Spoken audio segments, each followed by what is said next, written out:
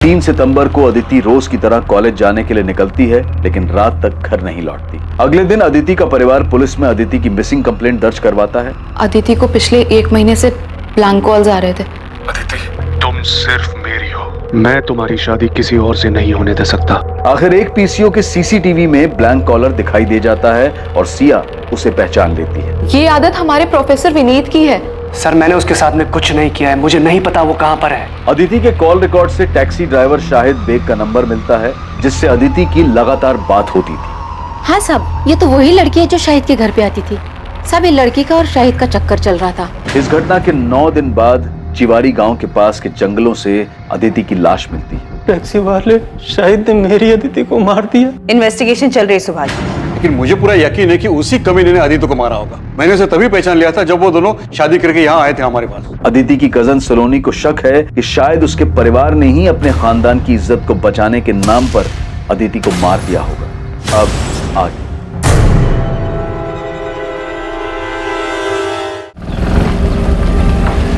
नुसरत आपा, नुसरत आपा, ए नुसरत आपा।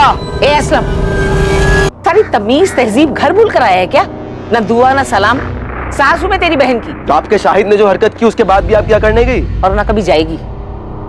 तू कर क्या रहा है यहाँ? आपा को घर ले जाने आया हूँ। कोशिश करके तो देख। असलम, तुम यहाँ? चले आपा, तेरा शौहर अभी घर नहीं आने वाला है। चल अपना सामान बांध और घर चल मेरे साथ। मैं कह रहा हूँ ना, चल। नुसरत, अंदर जा। ए आपा। असलम, एक बात कान खोल के सुन ले। ये घर नुसरत का है और वो यहाँ से कहीं नहीं जाएगी। और दोबारा मेरे घर के दरवाजे पे आकर इस तरह चिल्लाया ना तो समझ लेना, ये सरोटा सिर्फ सुपारी नहीं, जबान भी काट सकता है।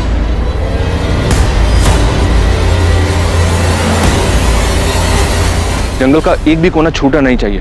अंदर तक छान मारो।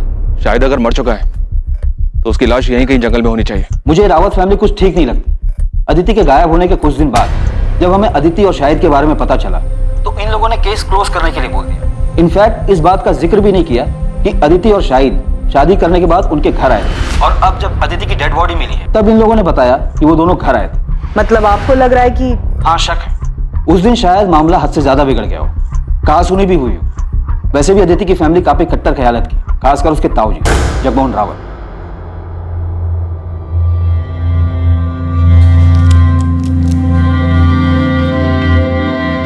मैं जरा बाहर से होके आता हूँ, कुछ काम है। तुम सुभाष को देखते रहे, अब भी दिल पर बोझ लेकर बैठे। लेकिन इसमें उनकी क्या गलती थी? वो खुद को क्यों दोष दे रहे? ज्योति, रिश्ते का गला घोटना इतना आसान नहीं है, फिर चाहे तुम्हारे पीठ में कोई चुराई क्यों ना घोंप दे। सर, माथुर सर ने शाहिद के रायबरेली वाले घर का एड्रेस भेजा है। उदित, तुम तुरंत रायबरेली के लिए निकलो। और अगर ये सारा काम शाहिद का क्या कराया है और वो रायबरेली में कहीं छुपा हुआ है तो पहले से ही चौकन्ना होगा। और अगर उसे तनिक भी भनक लग गई तुम्हारे रायबरेली जाने के बारे में तो वहां से निकल सकता है और हम ये चांस बिल्कुल नहीं ले सकते। सो बी केयरफुल। मैं लोकल पुलिस से बात करता हूं।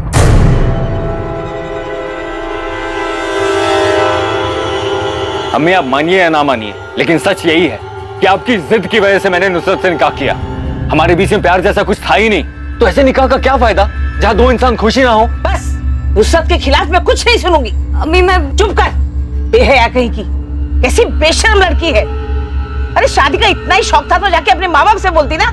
जवान है, सुंदर है, और कौन सी तेरी उम्र निकली जा रही है जो तूने मेरे शादीशुदा बेटे को फंसा लिया। अम्मी, ये लड़की अपने घर के ऐशो आराम को छोड़कर मेरे साथ आई क्योंकि मुझसे सच्चा प्यार करती है ये, और मेरे लिए बहुत मायने रखता है। और शायद मैं आपके लिए कोई मायने नहीं रखती। बस नुसरत, इस बेगैरत के लिए आंसू बहाने की कोई जरूरत नहीं है। शाहिद, आज तुझे फैसला करना होगा। या तो इस लड़की को छोड़कर तू इस घर में हमेशा के लिए वापस आ जा, या इस घर को छोड़ दिया। अम्मी, चल, आपकी जबरदस्ती की वजह से मैंने नुसरत से निकाह किया। हमारे बीच में प्यार जैसा कुछ था ही नहीं। Welcome to Kanpur sir. Professor Vineet को हमने उठा लिया है। वो यहाँ फिलहाल लॉकअप में बंद है, लेकिन इज्जत और नौकरी जाने के बाद भी इसकी सनक बरकरार है। चलो देखते हैं शेक्सपियर के अलावा और कौन सा ड्रामा रचने की फ्राक में। एक कप और मिलेगी? लंच भी मिलेगा, लेकिन उससे पहले तुम्हें हमारे सवालों के जवाब देने होंगे। वैसे आप कौन हैं? Inspector Abhijeet Sharma, Noida police. अदिति की डेड बॉडी आपको मिली थी? हाँ। क्या लगता है आपको अदिति को उसी टैक्सी ड्राइवर ने मारा है जिसके साथ वो आती जाती थी? केस को काफी क्लोजली फॉलो कर रहे हो। जिसकी वजह से मेरा सब कुछ खत्म हो गया, उसे एंड तक फॉलो करना तो बनता है ना। वैसे पता है, अब सोचता हूं ना तो महसूस कर पाता हूं कैसा लगा होगा ओथेलो को सब कुछ खोने के बाद। फिर तो तुम्हें यह भी पता होगा ओथेलो का सब कुछ खोने का रीजन वो खुद था। जिद और इनसिक्योरिटी में आकर खुद उसने अपने प्यार को मार डाला था। वाह सर, आपने ओथेलो पढ़ा है? अच्छा ये बताइए, आपका सबसे पसंदीदा कैरेक्टर कौन सा है? अपना ये ड्रामा बंद कर दे प्रोफेसर, ये पुलिस स्टेशन है, कोई स्टेज नहीं। All world is a stage, all men and women are mainly place. ये पूरी दुनिया एक रंगमंच है और हम सब इसकी कठपुतली हैं। कोई मरता नहीं, कोई मारता भी नहीं है। बस जब जिसकी जरूरत खत्म हो जाती है उसे इस रंगमंच से अलविदा लेना पड़ता है। अदिति शाहिद से प्यार करती थी, भाग गई थी उसके साथ। ये जानने के बाद अपनी जिंदगी में तुम्हें उसकी जरूरत तो रही नहीं होगी, तो क्या तुमने उन दोनों की जिंदगी को रंगमंच से अलविदा कर दिया? शाहिद उस लड़की अदिति को लेकर यहाँ आया था, लेकिन मैंने उन्हें दरवाजे से लौटा दिया, घर के अंदर भी नहीं लिया। उसके बाद दोनों कहाँ गए मुझे नहीं पता। ये कौन है? ये असलम है, नुसरत का भाई। ठीक है, फिर भी हमें आपके घर की तलाशी लेनी होगी। देखिए साहब, शाहिद घर पर नहीं और पूरा गांव जानता है कि रुखसार कभी झूठ नहीं बोलती। उसके बाद भी अगर आपको अंदर जाना है तो वारंट लाइए। देखिए रुखसार जी, मामला बहुत संगीन है। नोएडा के जंगल में अदिति की लाश मिली हमें। सिर्फ अदिति की लाश मिली, शाहिद की नहीं? क्यों, मिलनी चाहिए थी। असलम क्या बकवास कर रहे हो? अरे मैं तो सिर्फ ऐसे ही पूछ रहा हूँ, वो दोनों साथ में गए थे इसलिए। साहब शाहिद कहाँ है? हम वही तो पता लगाने की कोशिश कर रहे हैं। अब या तो शायद अदिति को मार के गायब हुआ है, या फिर शायद वो खुद भी जिंदा नहीं है।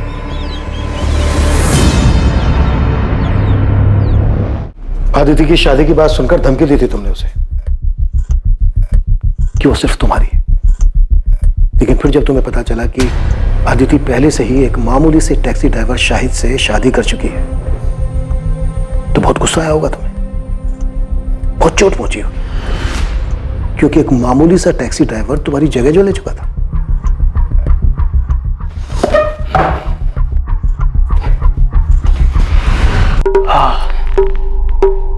लीजिए, अब मैंने आपकी जगह ले ली, आपकी कुर्सी पर बैठा हूं, तो आप मेरा खून करना चाहते हैं?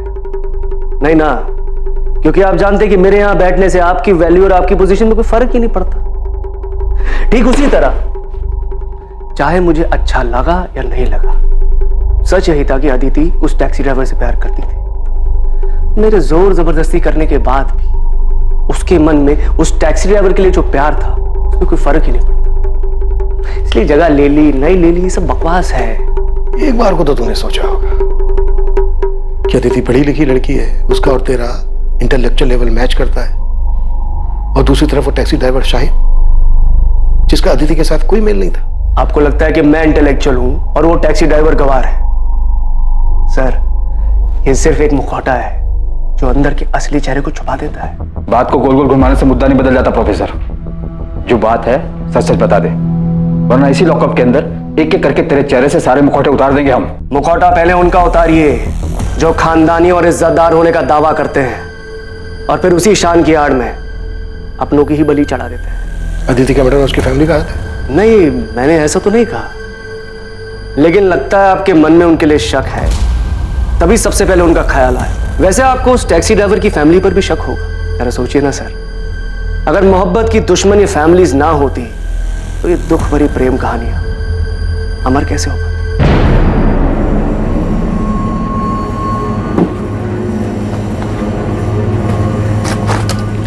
सुनिए, खाना लग गया है।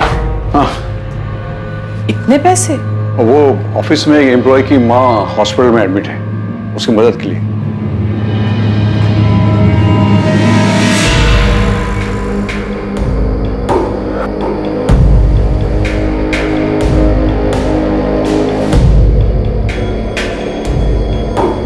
नुसरत, भूल जाओ उसे। ये मान ले कि मेरा बेटा कभी तेरे लायक था ही नहीं।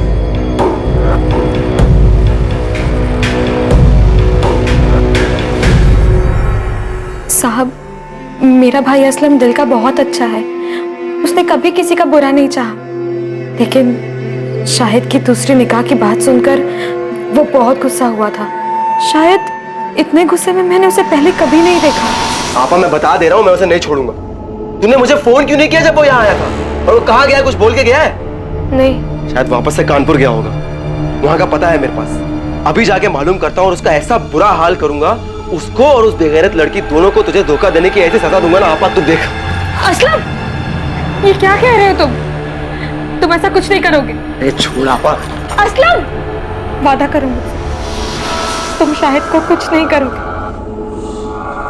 असलम, मैंने अपने भाई को गुस्से में आपा खोते हुए पहले भी देखा है। शाहिद पे तो वो बहुत ज्यादा गुस्सा था, यहाँ तक कि उसे सबक सिखाने के लिए वो कानपुर भी गया था। सर, शाहिद के कॉल रिकॉर्ड्स और फोन लोकेशन स्कैन किए। 8 सितंबर के बाद से उसका फोन स्विच ऑफ आ रहा था, लेकिन अजीब बात यह है कि 12 सितंबर की सुबह उसका फोन फिर से स्विच ऑन किया गया, जिसकी फोन लोकेशन नोएडा की थी, और उसके बाद चंद मिनटों बाद ही उसका फोन फिर से स्विच ऑफ किया गया। उसके बाद से अभी भी ऑफ आ रहा है।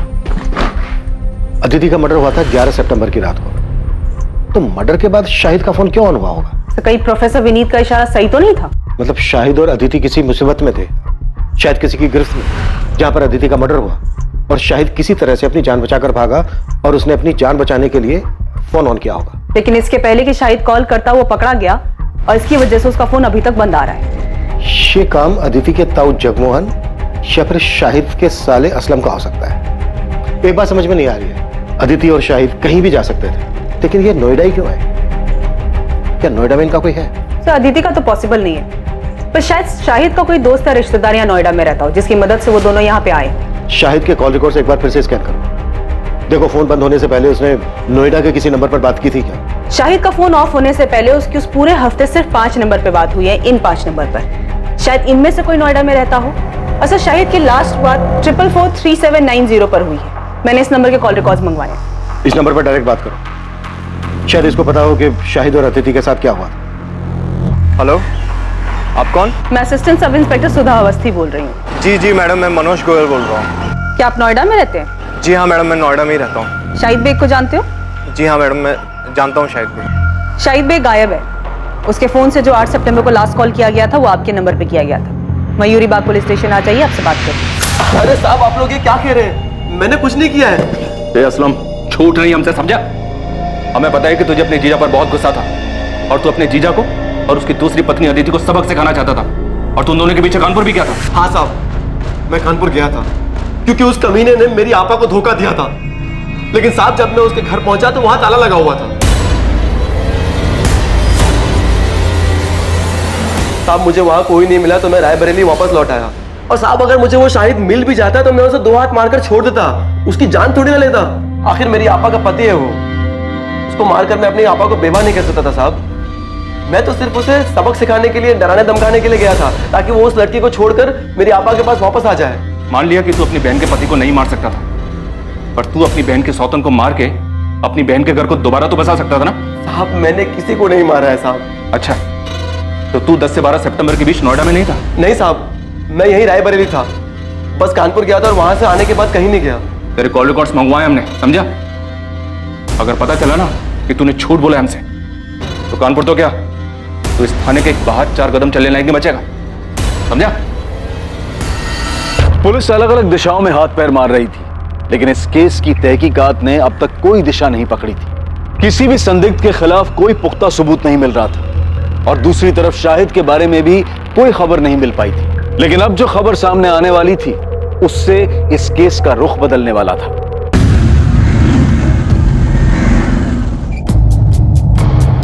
सर, मैं भी रायबरेली से ही हूँ। नोएडा में पिछले 8 सालों से रह रहा हूँ। शाहिद मेरे बचपन का दोस्त है। क्या तुम ये भी जानते हो कि शाहिद एक लड़की के साथ भाग कर यहाँ नोएडा आया था? जी सर, जानता था, और ये भी जानता हूँ कि उस लड़की का नाम अदिति है। 12 सितंबर को हमें अदिति की डेड बॉडी। क्या डेड बॉडी? शाहिद का डर सही नहीं। शाहिद अदिति के साथ ऐसा नहीं कर सकता। वो दोनों एक दूसरे से बहुत प्यार करते थे। उन दोनों ने शादी भी की थी, पर उनके घर वालों ने मानने से इनकार कर दिया, तो उसने मुझे फोन किया। उसे कुछ पैसे और रहने के लिए जगह चाहिए थी। देख, अभी मेरे पास ना सिर्फ 5000 रुपए हैं। मैं तेरे अकाउंट में ट्रांसफर कर रहा हूँ। तुम दोनों टिकट कराओ और इधर नोएडा आ जाओ, बाकी इधर मिलकर सोचते हैं, ठीक है? देख, अगर तू कह रहा है ना कि अदिति के घर वाले कुछ भी कर सकते हैं, तो तेरा कानपुर छोड़ने का फैसला बिल्कुल सही है। मैं अदिति को कुछ नहीं होने दे सकता। मैं बस जल्दी से नोएडा की ट्रेन पकड़ के आ रहा हूँ। अब हमें कानपुर या रायबरेली में रहने में डर लग रहा है। सर, शाहिद मेरे पास यहाँ नोएडा आ गया था। तो 2 दिन शाहिद यहाँ नोएडा में तुम्हारे पास तुम्हारे घर पे रुका था? हाँ सर, मैंने इंतजाम किया था। वैसे मैं एक छोटा मोटा स्टेट एजेंट हूँ सर। सेक्टर 49 में एक फ्लैट मेरे पास खाली पड़ा था, उसकी चाबी मेरे पास ही थी। वो फ्लैट मुझे किराए पे चढ़ा, तो मैंने शाहिद और अदिति को वहाँ रहने दिया।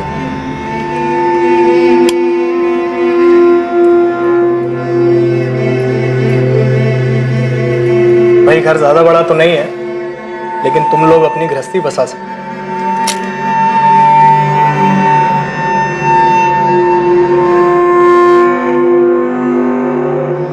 घर बड़ा नहीं, इंसान का दिल बड़ा होना चाहिए, जैसे कि आपका है।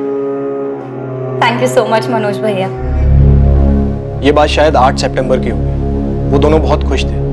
मैं चाबी देके वहां से निकल गया और शाहिद ने मुझे बताया था कि वो अपना फोन ऑफ रखेगा, तो मेरी इस बीच उससे कोई बात नहीं हुई। 2 दिन बाद 10 तारीख को जब मुझे वक्त मिला तो मैं उनका हाल चाल लेने के लिए वहां पहुंचा।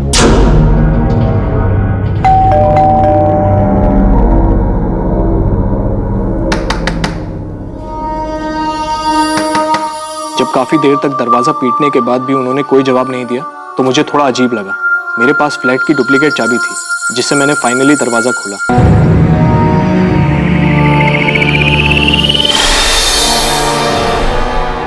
लेकिन अंदर का नजारा देखकर मैं हैरान रह गया। पूरा घर बिखरा पड़ा था। शाहिद, अदिति! मैंने अंदर जाकर भी देखा, लेकिन दोनों अदिति और शाहिद वहां नहीं थे। सर, मैंने शाहिद का फोन भी ट्राई किया था, लेकिन वो बंद था। मुझे समझ नहीं आ रहा था कि वहां हुआ क्या था। तुम्हें अपने दोस्त की इतनी चिंता थी तो फिर पुलिस को फोन क्यों नहीं किया? घर इतनी बुरी तरह से तहस नहस था, तो तुम्हें लगा नहीं कि कोई बड़ी बात हो सकती है?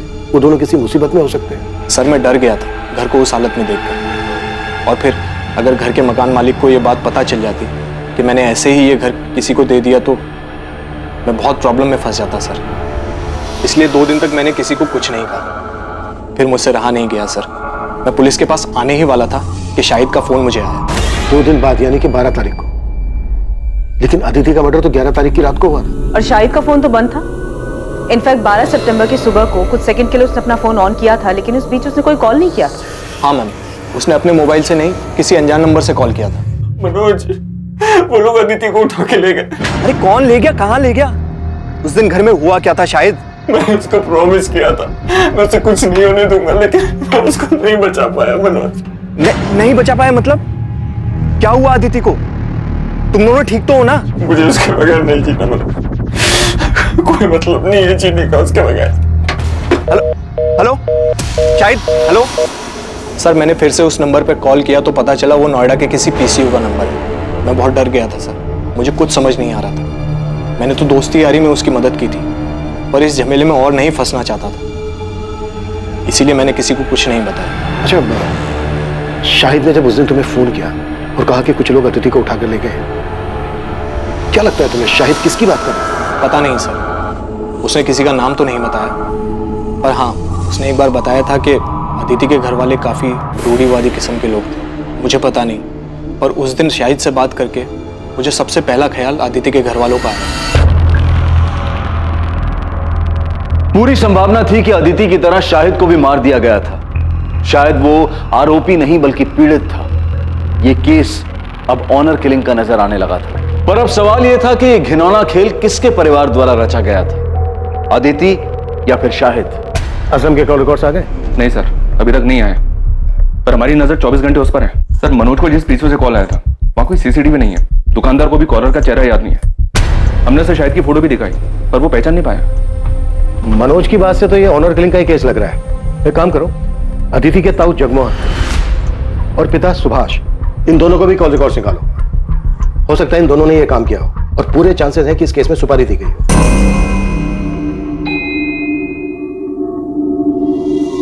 कहीं जा रही हो? हाँ, वो थोड़ा बाजार जा रही थी, सामान लाना था। अरे तो ड्राइवर को बोल देती, वो लेके आता। अरे नहीं, यही पास के बाजार ही जा रही हूँ, पैदल चली जाऊंगी। इसी बहाने थोड़ा चलना हो जाएगा। चलती हूँ।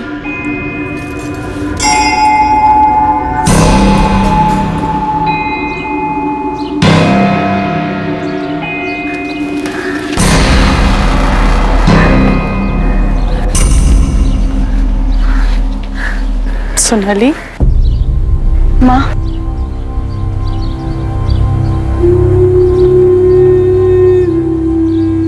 सोनाली, तुझे ये जगह याद है? तुझे और अदिति को ये जगह बहुत पसंद थी।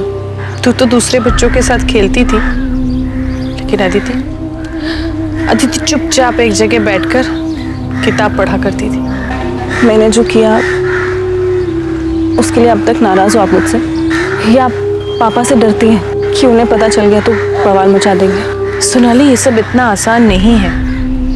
हम जिस समाज में रहते हैं, बस इसी समाज की वजह से आज तुम्हारी दोनों बेटियां तुमसे अलग हैं।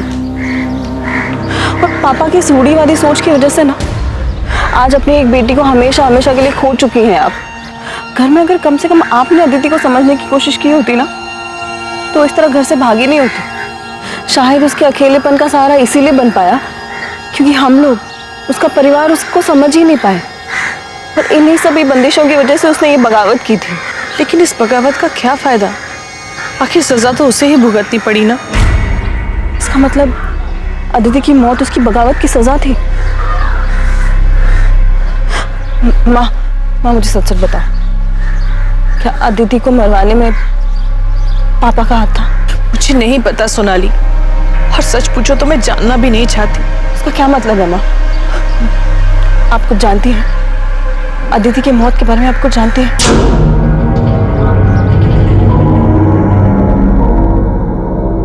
सुभाष, संभालो अपने आप को। अरे जिसने एक पल में बिना सोचे हम सबको पराया बना दिया, अपने नाम और परिवार की इज्जत के बारे में तक नहीं सोचा, उसके बारे में भूल जाना ही अच्छा है। भैया, आप जिसकी बात कर रहे हो मेरी बेटी है। सुभाष, अदिति मेरी भी बेटी थी। मेरे लिए भी ये सब करना आसान नहीं है, लेकिन अपने परिवार और प्रतिष्ठा बनाए रखने के लिए हमने जो फैसला लिया है वो बिल्कुल सही है। जब से अदिति की लाश देखी है, तब से घूम फिर कर ये बात मेरे मन में आके अटक जाती है। फिर लगता है कि नहीं, वो ऐसा कुछ नहीं कर सकते, लेकिन उनकी बातें याद आ जाती हैं और फिर लगता है कि इन सब के पीछे इन्हीं का हाथ है।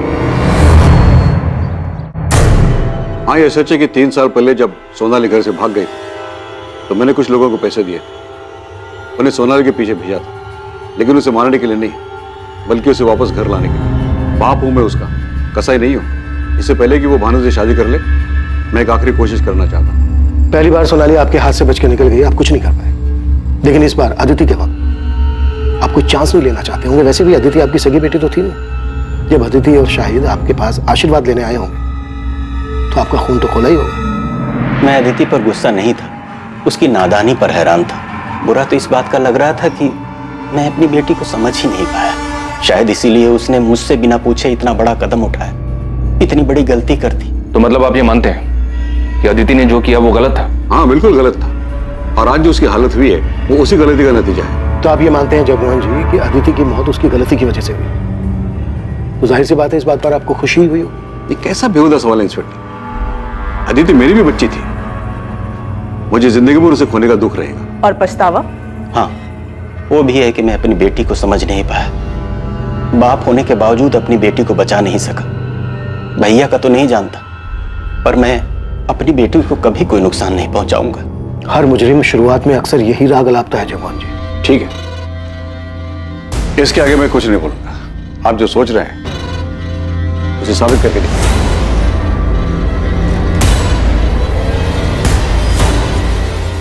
मुसीबत है अदिति के ताऊ जगमोहन ने ही अदिति और शाहिद दोनों की सुपारी दी।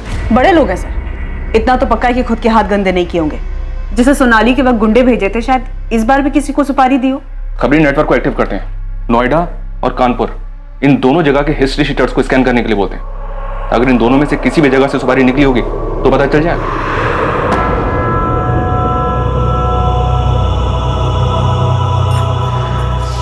नुसरत, बेटा मैं समझती हूँ जो कुछ भी हुआ उसके बावजूद शाहिद तुम्हारा शौहर है, तुम्हें उसकी याद तो आती होगी, लेकिन जो गलती शाहिद ने की ना, वो माफी के लायक नहीं थी।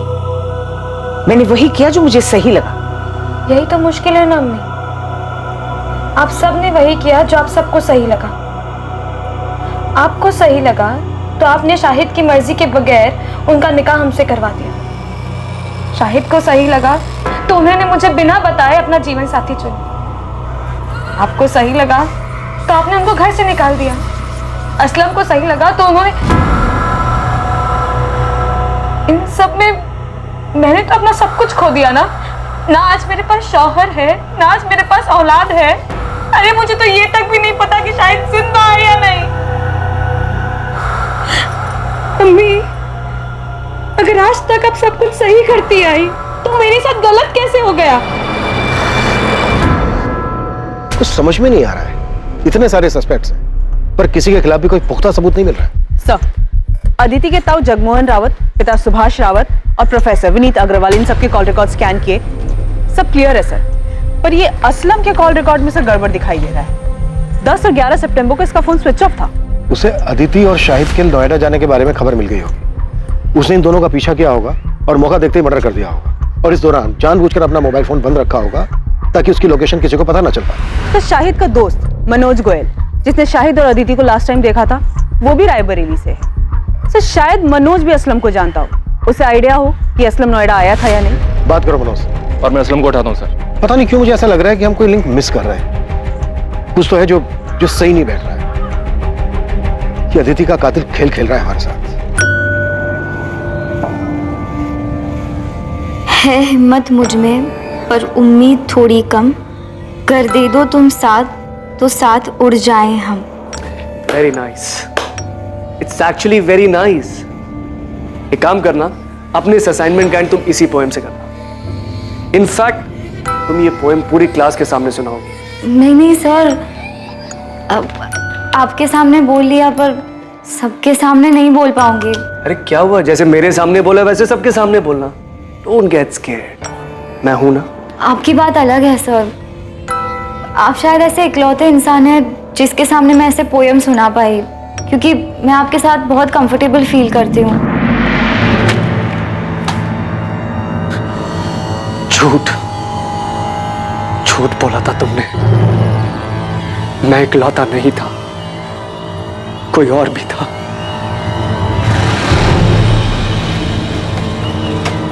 आ गया? जमानत मिली या जेल की दीवार फांद के आया है? ताना मारने की जरूरत नहीं है, पता है मुझे। पुलिस को आप ही ने चुगली की होगी। आपको लगता है अदिति और शाहिद को मैंने मारा? मुझे किसी को चुगली करने की जरूरत नहीं बच्चे, लेकिन हाँ, अगर मुझे पता चला कि तूने मेरे शाहिद के साथ कुछ किया है तो मैं पुलिस के पास जरूर जाऊंगी, लेकिन तुझे मारने के बाद।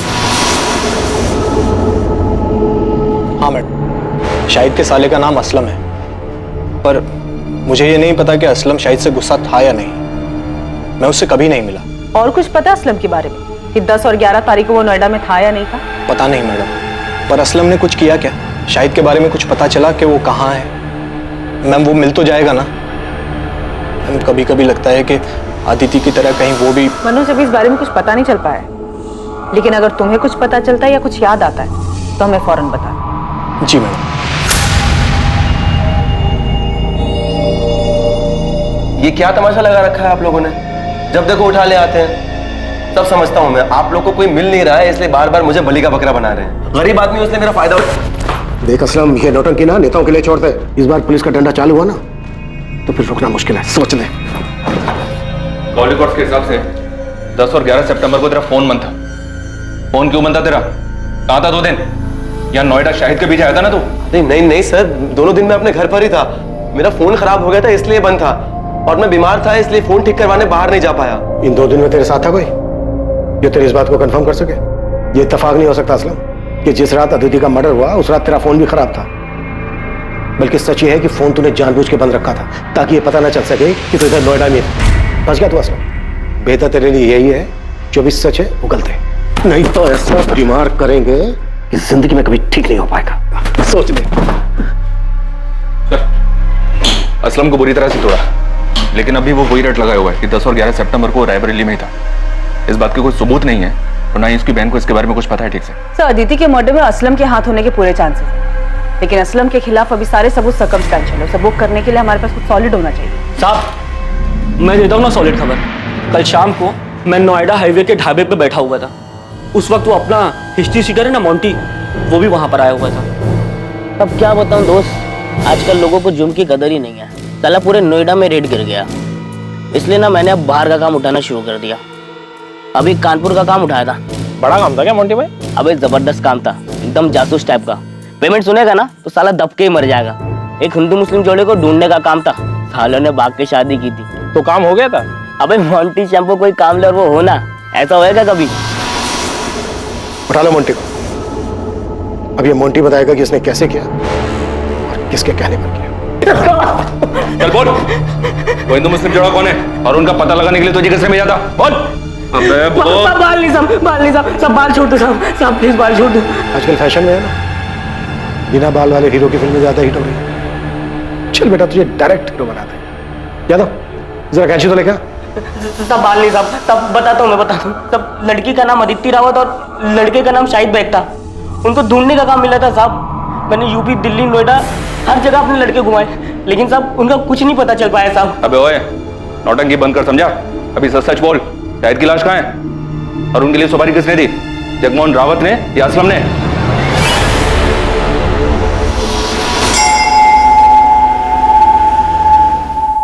देखिए, बात को घुमाइए मत, सीधे सीधे बोलिए कि आपको लगता है मैंने अदिति को मारा है और आप मुझे गिरफ्तार करने आए। हम आपको नहीं, आपके भाई को गिरफ्तार करने आए।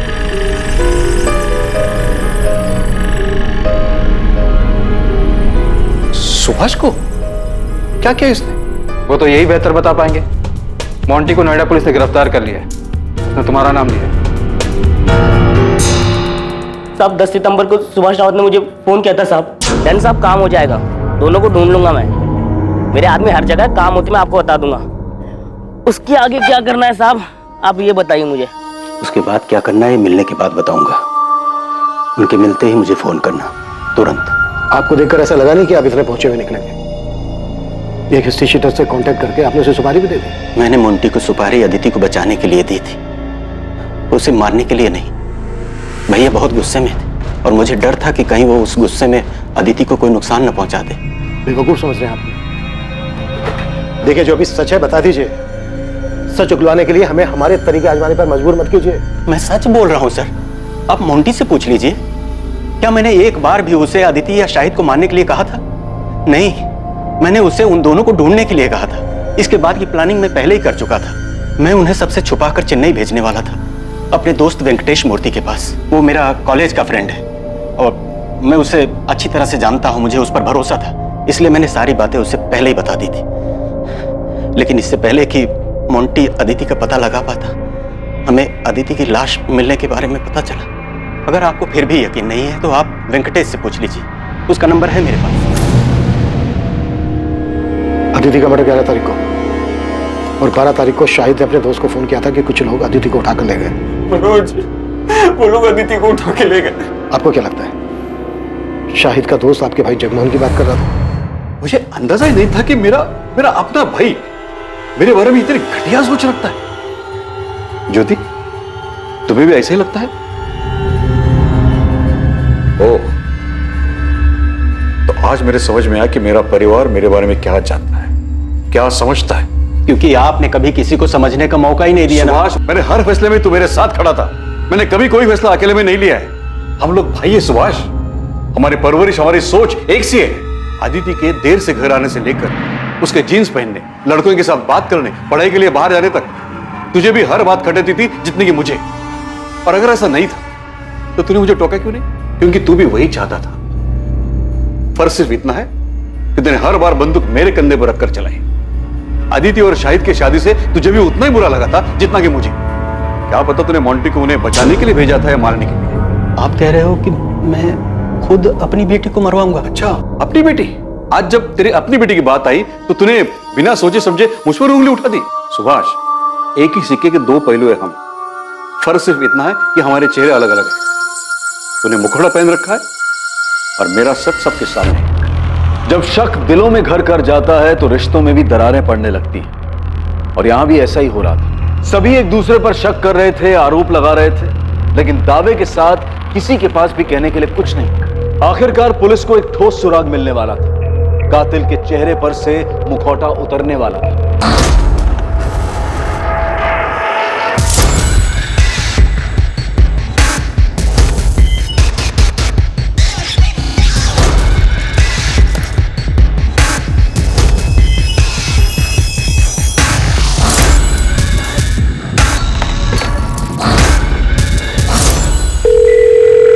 हेलो, एक टेम्पो का नंबर भेज रही हूँ, उसके ओनर की डिटेल चाहिए मुझे तुरंत।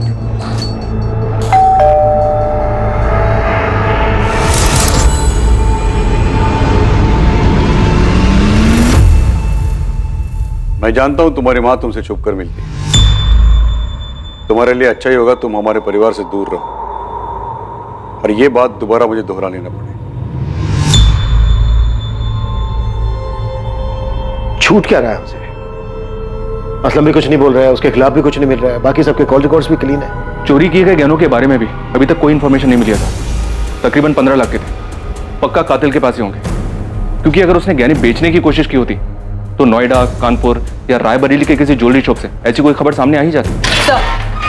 12 सितंबर की सुबह 2:54 पे ये टेम्पो चिवारी गांव की तरफ मुड़ा था। उस रात भर में ये अकेला व्हीकल है जो 1 बजे के बाद उस रास्ते से गुजरा था। तब मुझे पूरा यकीन है अदिति को इसी टेम्पो में ले जाया गया होगा। और सर सबसे बड़ी बात, इस टेम्पो के ड्राइवर ने बताया कि उसके मालिक ने अचानक से उस रात फोन करके ये टेम्पो मंगवाया था। इसका मालिक का नाम?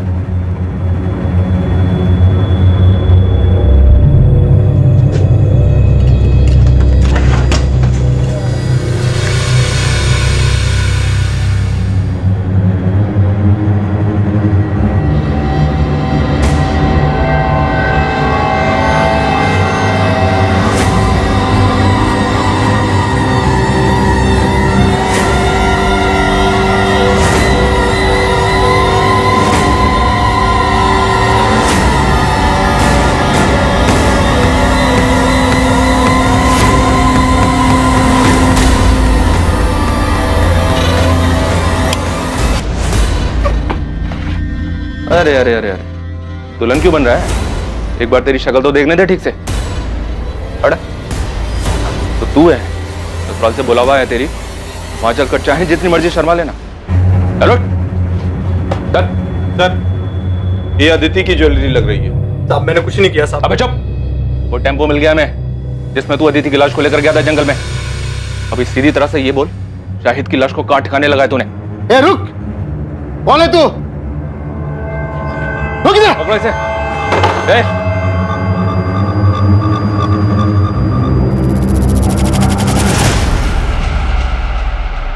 शाहिद बेग। ये जब से आया तब से इसने मुझे एक बार भी गहने छूने तक नहीं दिए। आज जब ये खाना लेने बाहर गया, मैंने सोचा 2-4 गहने निकाल लेता। मेरे साथ गद्दारी कर रहा था। इतना गिरा हुआ इंसान है। बंद करिए नौटंकी। तो ये कैसी प्रेम कहानी है जिसमें लैला मर गई और मजनू अभी तक जिंदा है और उसके गहने दबाकर बैठा है? ऐसा मत कहिए सर, सच्चा प्यार कर रहे थे हम दोनों। निकाह भी किया था हमने, सबकी सहमति से नया घर बसाना चाहते थे, लेकिन ऐसा हुआ नहीं। तो तुम अदिति को लेकर यहाँ नोएडा मनोज के घर ले आए और सर हम इसके दिए हुए घर में खुश थे।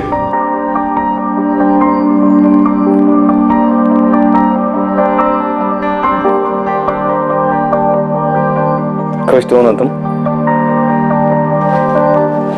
मैं बहुत खुश हूँ। हम दोनों साथ हैं, यही काफी है। क्या बन रहा है भाई खाने में? मैं बस रोटियां बना रही हूँ, आप दोनों खाने बैठ जाइए। खुश तो हो ना तुम दोनों यहाँ? हाँ यार, तेरी वजह से कम हम दोनों के सर के ऊपर छत तो है, वरना पता नहीं हम दोनों कहाँ कहाँ भटकते रहते। मैं प्लेट्स लगाता हूँ।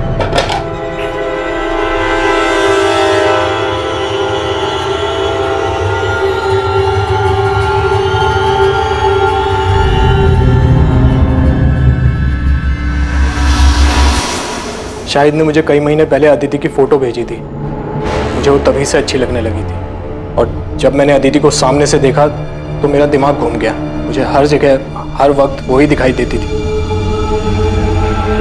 बस एक बार उसे पूरी तरह से पाना चाहता था। उसे सामने से देखकर बहुत बेचैन हो गया था मैं।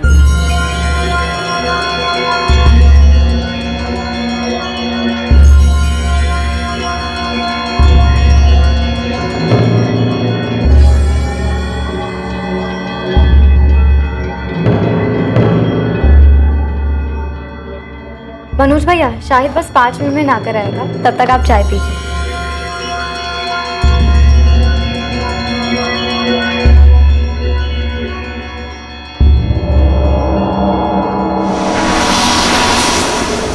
साहब, इस कमीने के मन में क्या चल रहा था मुझे जरा भी अंदाजा नहीं था। फिर आगे? मैं अदिति से अकेले में मिलना चाहता था, उसे एक बार छूना चाहता था। इसीलिए मैंने एक नौकरी के इंटरव्यू के बहाने इसे घर से दूर भेज दिया और खुद अदिति के पास चला गया।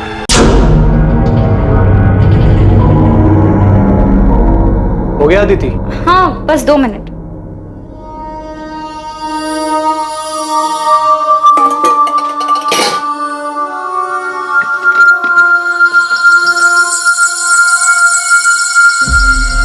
भैया आप वहां जाकर बैठिए ना, मैं चाय लाती हूँ।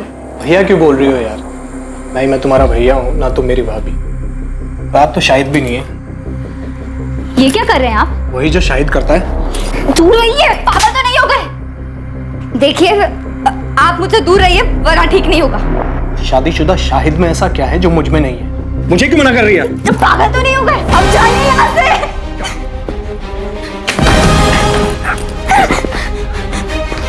मैं मार दूं, अब जाइए यहाँ से। साहब, तब तक भी मुझे नहीं मालूम था कि इसके दिमाग में क्या चल रहा है, लेकिन उस दिन जब मैं घर वापस आया तब मुझे पता चला कि कितना बड़ा कमीना है ये। अदिति, अदिति, अदिति! ये क्या किया तूने? शाहिद शांत हो जा भाई, देख गलती हो गई यार, बहक गया था। बहक गया था? चल, मेरी बीवी थी वो, प्यार करता था मैं उससे, छोड़ूंगा नहीं तुझे। शाहिद, चल, बोला ना यार, गलती हो गई। दिमाग शांत रख और मेरी बात ध्यान से सुन। देख, रोग आकर अगर तूने ये ड्रामा किया ना तो देख हम दोनों फंसेंगे, और मैं बोल दूंगा कि इस कत्ल में तू भी शामिल है, और अदिति के घर वाले तुरंत मान जाएंगे। इसलिए हमारे लिए अच्छा यही होगा कि इस मामले को यहीं दबा दें। तुझे क्या लगता है तेरे बहकावे में मैं आ जाऊंगा? तेरा सच में दिमाग खराब हो गया है? देख देख शाहिद भाई, मेरी बात सुन यार, हम सालों पुराने दोस्त हैं यार, एक लड़की के चक्कर में अपनी दोस्ती खराब करेगा? अरे ये तो गई, वापस नहीं आएगी। इसके जैसी हजारों लड़कियां तुझे मिलेंगी। तुझे नई जिंदगी शुरू करनी थी ना, रायबरेली से बाहर निकलना था। मैं भी तेरे साथ चलूंगा, मेरे पास पूरा प्लान है, और हमारे पास इसके गहने भी हैं यार। हम दोनों की लाइफ सेट हो जाएगी, समझ रहा है मेरी बात?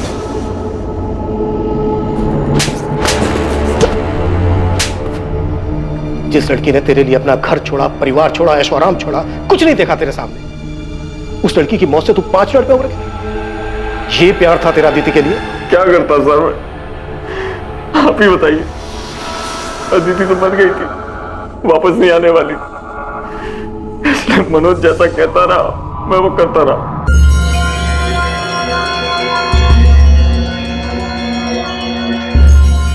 शायद देख, इस काम को हमें बहुत संभाल कर और आराम से करना होगा, समझा? इसकी लाश को ना इसमें डालकर ले जाएंगे, लेकिन अभी नहीं, देर रात को। मैं टेम्पो का जुगाड़ करता हूँ। मेरी दुकान में एक आदमी काम करता है जिसके पास पुराना टेम्पो है। अदिति की लाश को ठिकाने लगाने के बाद तू अपना फ़ोन ऑफ कर देना, और फिर 2 दिन बाद अपना फ़ोन ऑन करना, सिर्फ कुछ सेकंड के लिए। जब पुलिस को अदिति की लाश मिलेगी ना, तो वो मुझसे पूछताछ करने आएगी, तो मैं उन्हें बताऊंगा कि तुम दोनों के पीछे कुछ लोग पड़े थे जिन्हें अदिति के परिवार वालों ने भेजा था। अदिति को उन्होंने मार दिया और तू अपनी जान बचाकर भागा। फिर तूने अपना फ़ोन ऑफ कर दिया, तुमने फ़ोन ऑन किया, फिर तुम भी पकड़े गए और तुम्हारा फ़ोन फिर तुरंत बंद हो गया। इसमें पुलिस को यही लगेगा कि या तो तूने खुदकुशी की है या तेरे परिवार वालों ने तुझे मारा है। और जब तक ये मामला शांत नहीं हो जाता, मेरे पास एक और ठिकाना है, तू वहाँ छुप जा, और सबसे पहले तेरा हुलिया बदलना पड़ेगा ताकि कोई तुझे पहचाने ना। कुछ गड़बड़ हो गई तो? मुझ पे भरोसा रख, ये मामला शांत हो जाने के बाद तेरे पास जो अदिति के गहने हैं ना, हम उसे बेच देंगे, बहुत पैसे मिलेंगे यार, अपनी लाइफ सेट हो जाएगी। चल, लाश को बोरी में डालते हैं और रात को 1 बजे निकलेंगे, समझा?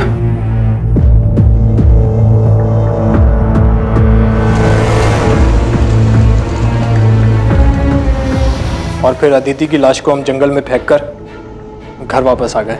साले तू अदिति से प्यार करता था, 5 मिनट में उसके कातिल के प्लान में शामिल हो गया ताकि तू अदिति के पैसों से एक सुकून भरी जिंदगी शुरू कर सके। मैं इसके बहकावे में आ गया था। मैं सच कह रहा हूँ, उसकी मौत का मुझे अभी भी बहुत अफसोस है। मैंने अपनी पूरी जिंदगी में तेरे जैसा स्वार्थी आदमी नहीं देखा। क्या नहीं था तेरे पास? क्या नहीं था तेरे पास? एक समझदार बीवी थी, बेहद प्यार करने वाली अदिति थी, लेकिन सच ये है कि तू इनमें से किसी के लायक नहीं था।